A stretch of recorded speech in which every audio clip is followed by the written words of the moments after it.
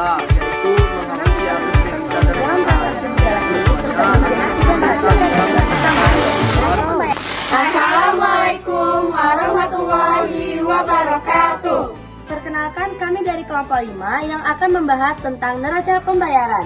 Saya Indah Zaina Putri Andrean. Saya Kaila Davianisa. Saya Viola Hidayatazkia. Saya Dinda Solihani. Saya Farhan Nazmi Miyazaki. saya Emir Fan. Semoga bermanfaat. Sebelumnya, apa sih neraca pembayaran itu? Neraca pembayaran atau balance of payment merupakan laporan keuangan yang mencatat transaksi ekonomi antara penduduk Indonesia dan negara lain selama periode tertentu.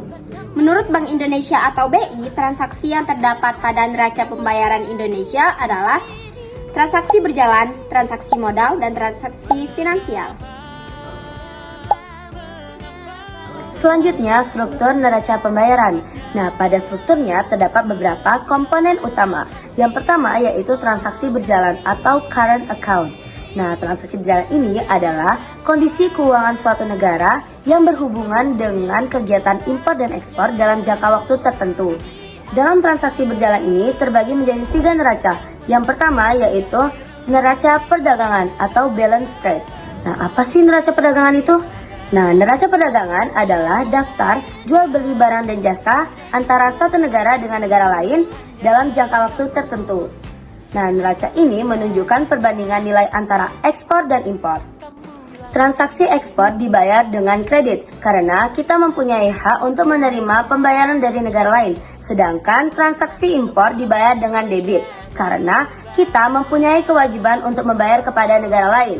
Nah, apabila nilai ekspor lebih tinggi dibandingkan nilai impor, maka negara tersebut berada di posisi surplus. Namun, apabila nilai impor lebih tinggi dibandingkan nilai ekspor, maka negara tersebut berada di posisi defisit atau mengalami pengurangan.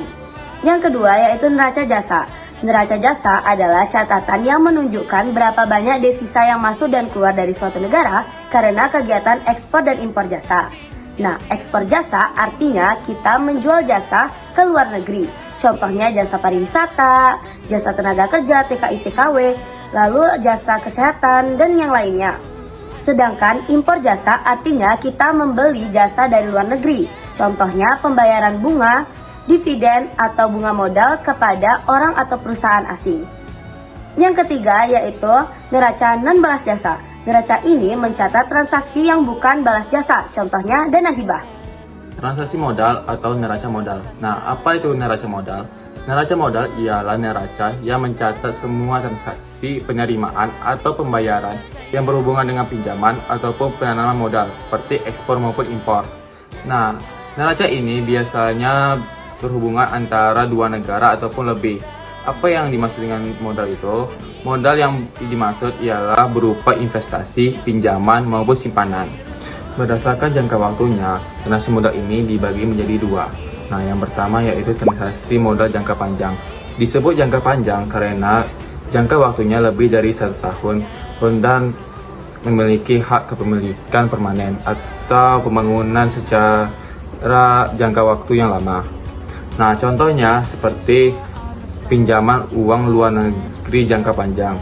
Yang kedua yaitu transaksi jangka pendek. Kenapa disebut transaksi jangka pendek? Karena transaksi ini memiliki jangka waktu yang pendek kurang dari 1 tahun dan bersifat liquid.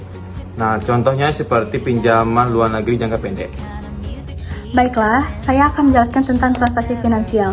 Transaksi finansial merupakan transaksi yang bersifat keuangan yang menunjukkan perubahan kepemilikan aset dan kewajiban finansial luar negeri selama periode tertentu. Transaksi finansial memiliki komplement tersendiri, yaitu transaksi dalam bentuk investasi secara langsung, investasi portofolio, derivatif finansial, dan investasi lainnya. Transaksi finansial disajikan berdasarkan prinsip, aset, dan juga kewajiban. Baiklah, saya akan melanjutkan pembahasan saya ke pembayaran neraca. Pembayaran neraca yang pertama adalah pembayaran neraca surplus. Pembayaran neraca surplus terjadi jika penerimaan dari luar negeri atau transaksi kredit lebih besar daripada pembayaran luar negeri atau transaksi debit. Surplus neraca pembayaran menggambarkan bahwa suatu negara memiliki cadangan kekayaan dan dana melimpah. Terima kasih. sekarang kita lanjutkan ke neraca pembayaran defisit. Nah, neraca pembayaran dikatakan defisit kalau penerimaan dari luar negeri itu lebih kecil dibandingkan pembayaran ke luar negeri. Jika kondisi ini terus terjadi, negara bisa kekurangan cadangan devisa. Tapi, kalau dibiarkan, defisit bisa berbahaya bagi stabilitas ekonomi suatu negara. Untuk mengatasinya, pemerintah biasanya mencari sumber pembiayaan lain, seperti meminjam ke negara lain. Karena itu, langkah yang bisa dilakukan ialah devaluasi mata uang, mengurangi impor, dan mendorong ekspor. Kita lanjut ke neraca pembayaran seimbang. Neraca pembayaran disebut seimbang karena pembayaran ke luar negeri sama dengan penerimaan ke luar negeri. Idealnya, posisi ini membuat ekonomi stabil karena arus masuk dan keluar devisa seimbang. Jadi kalau negara bisa meningkatkan lebih ekspor dan mengurangi impor, maka neraca pembayaran bisa berubah menjadi surplus. Dengan surplus, ketahanan ekonomi menjadi lebih kuat karena adanya cadangan devisa. Neraca pembayaran ada 3. Yang pertama ialah mencatat transaksi ekonomi internasional. Neraca pembayaran mencatat semua transaksi ekonomi di suatu negara dengan negara lain, seperti ekspor-impor barang dan jasa, dan investasi. Nomor 2, menunjukkan posisi keuangan di suatu negara. Neraca ini menunjukkan apakah di suatu negara tersebut mengalami surplus, yakni pendapatan lebih besar daripada pengeluaran, atau defisit, yaitu pengeluaran lebih besar daripada pendapatan di dalam hubungan ekonominya dengan luar negeri. Yang nomor 3, menjadi dasar kebijakan ekonomi. Data dari neraca pembayaran dapat digunakan pemerintah dalam mengatur dasar kebijakan ekonomi di bidang fiskal, moneter, dan perdagangan internasional. Tujuan neraca pembayaran ada 3, yaitu yang pertama ialah bisa memantau kondisi keuangan negara, memungkinkan pemerintah atau otoritas terkait untuk memantau kondisi keuangan suatu negara melalui aliran dana masuk dan yang keluar. Kedua, yaitu ada meningkatkan kepercayaan investor asing.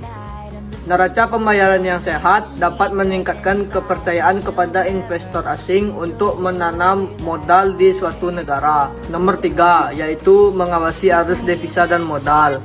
Tujuannya agar pemerintah bisa memantau keluar masuknya arus devisa dan investasi di suatu negara untuk menjaga kestabilan cadangan devisa di suatu negara.